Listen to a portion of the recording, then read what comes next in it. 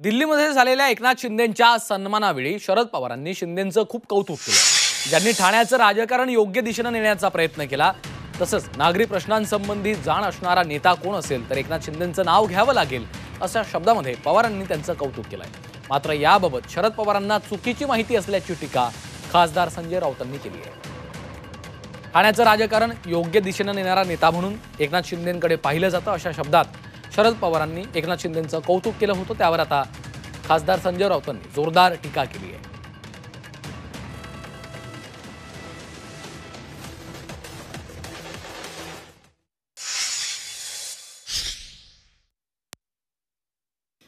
ज्यांनी ठाण्याचं राजकारण योग्य दिशेने नेण्यासाठी सातत्याने प्रयत्न केले, नागरी प्रश्नाच्या संबंधी जाण असलेला नेता कोण याची जर माहिती घेतली तर कटाक्षानं एकनाथ शिंदेंचं नाव द्यावं लागेल।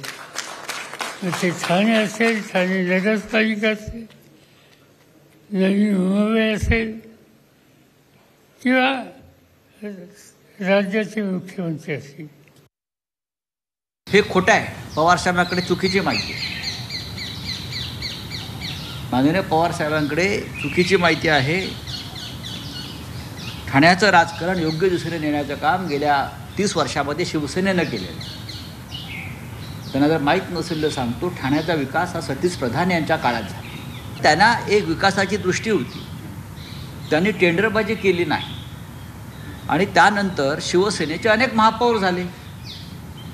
एकनाथ शिंदे ठाण्याच्या राजकारणात फार उशिरा आले आणि त्यानंतर ठाण्याची वाट लागायला सुरुवात झाली। ठाणे बिल्डरांच्या घशात गेले।